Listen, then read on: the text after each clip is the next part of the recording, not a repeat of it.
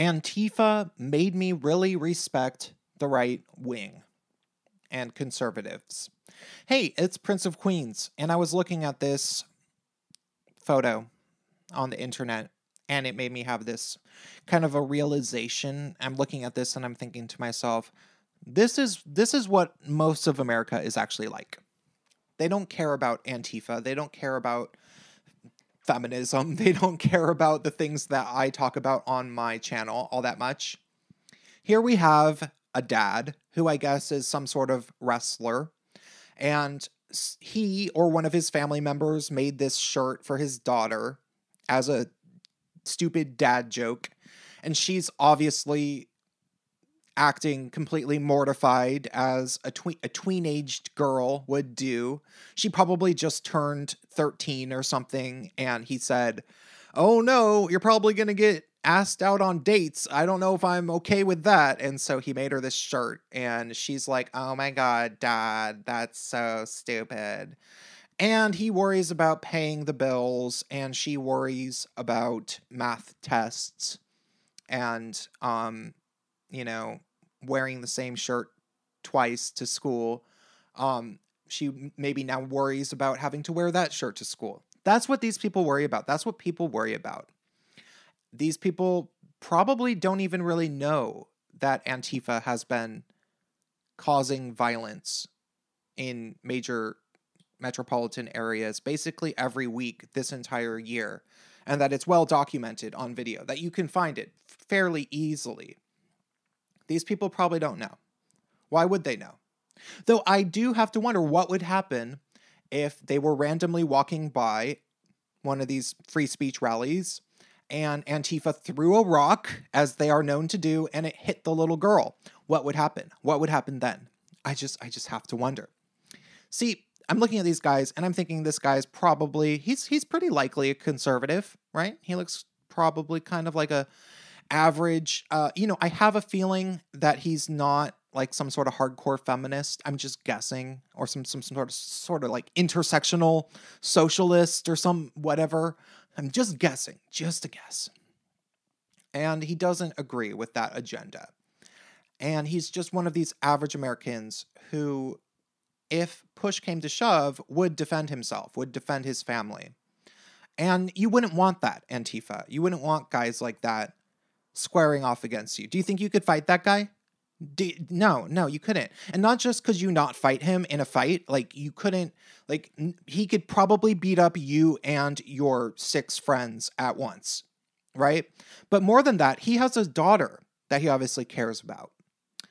And this is what most of America is like. He's not just fighting for his own future. He's not just fighting so that hopefully he can pay off his student loans that he took out to study sociology, like you Antifa people did.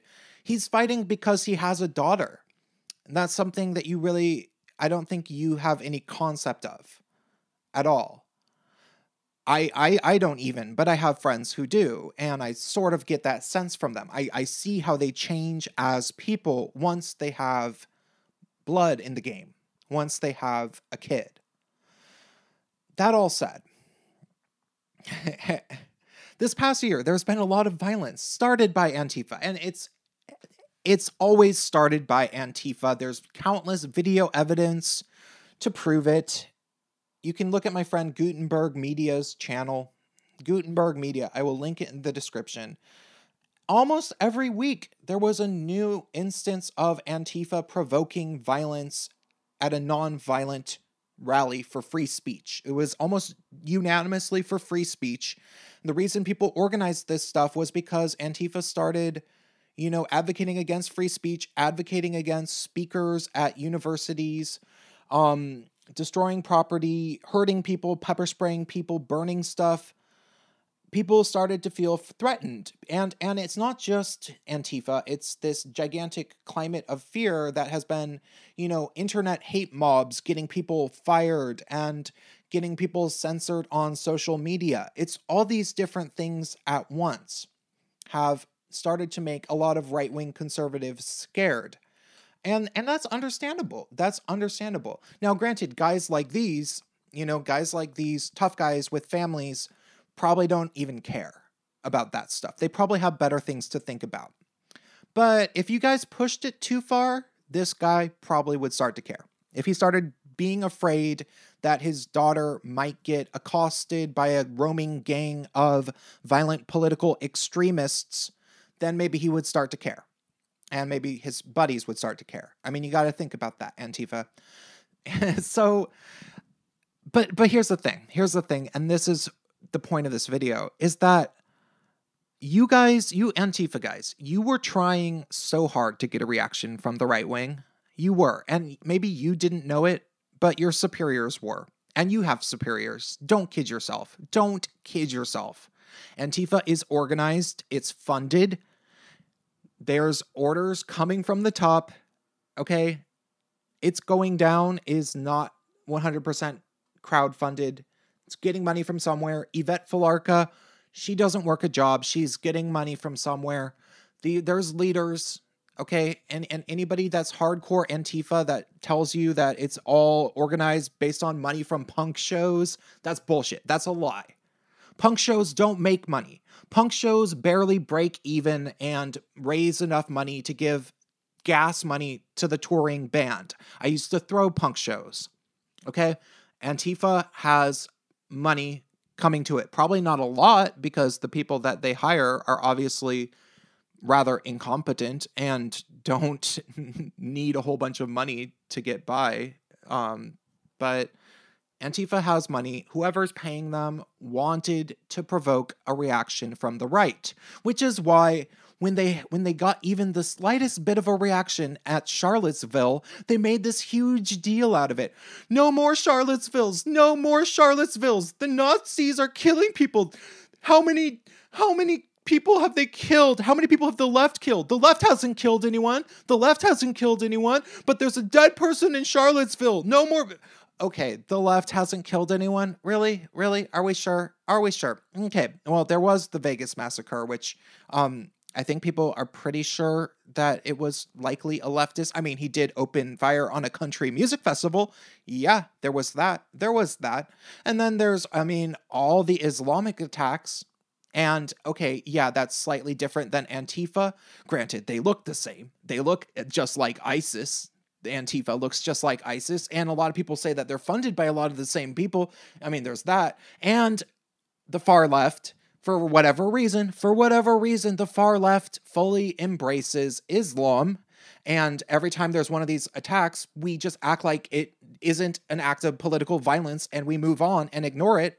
So it gets treated as this miscellaneous thing that, 8 people were just randomly run over in New York City. No motive. No, it doesn't have to do with politics. Nope. It's the right wing who's violent because one person was run over in Charlottesville after a violent mob of leftists was attacking a rally that was supposed to be peaceful, which was busted by the state police after they did have a city permit. There was a violent clash between 2 opposing groups, and someone ended up being run over, and it's still unclear whether the person in the car was being attacked by the mob right before he ran people over. Like, that's still unclear. Not to mention the left-wing extremist who did take a rifle to a Republican baseball game and tried to kill people, but he didn't succeed in killing people, so I guess that doesn't count. Yeah. Really?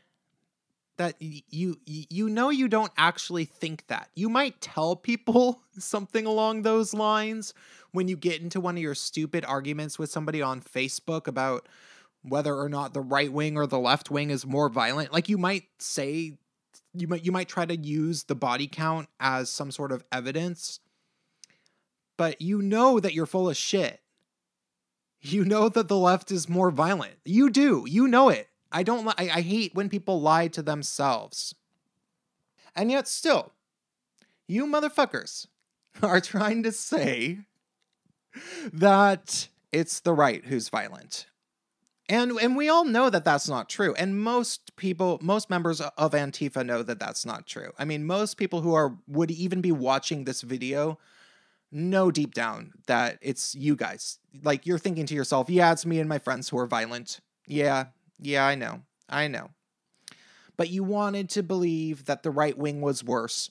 And you wanted to believe that you guys could instigate violence, and then they would show how much worse they are because they would end up killing some people. And apparently, somebody thought it was worth the death of some people. Maybe you and your friends might have gotten killed, and it would be worth it just to show how violent the right is.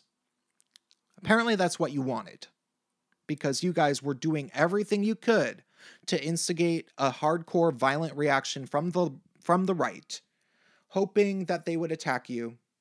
And this was happening prior to the election. Hillary Clinton was paying her campaign was paying people to go to Trump rallies to get them to initiate violence so that they could play the victims and frame Trump supporters as violent. That was caught on hidden camera.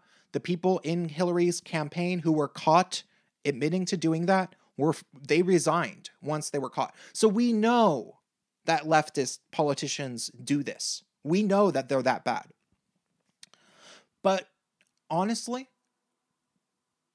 the right, the middle of the road people, the libertarians, the conservatives, or the average everyday Americans like this guy, they didn't take your bait. They were better than you. They were better than that. They looked at you guys and were like, okay, honestly, those are just a bunch of stupid college kids or post-college kids or people with mental problems, people who probably, can't afford to pay rent or live in their mother's basement, or that's what they thought of you guys, and they didn't think it was worth even worrying about you guys. So when you guys started saying that you were going to try to overthrow the American government and have some violent revolution on November 4th, sure, I was a little bit scared personally because I've known a lot of these people throughout my life, and they started to really seem sort of fanatical. But apparently nobody else got scared because there was never this big, massive right-wing shooting where they shot a whole bunch of people. Like, nobody ever showed up to a Black Lives Matter rally and started shooting a bunch of people in the crowd. That never happened. And oh boy, it really seemed like you guys wanted that to happen. That's really what it seemed like. So I have to say, I don't consider myself a right-wing person. I certainly don't consider myself part of what is the left at this point. I don't know, like, I can't even take those political compass tests because they have multiple choice questions, and I don't like any of the options. That's how confused I am. I just know that ultimately, right now, there was a major conflict and changing of power from the left to the right, and the left showed exactly why it does not deserve to be in power. And the right has shown itself to be way more tolerant, way more patient, way less violent, and ultimately a lot more respectable. And so, yeah, I'm never going to regret my decision to not support Hillary Clinton. And Antifa, I want you to know, if you did one thing, it's helped me respect the right wing and conservatives a lot more than I already did. That's all.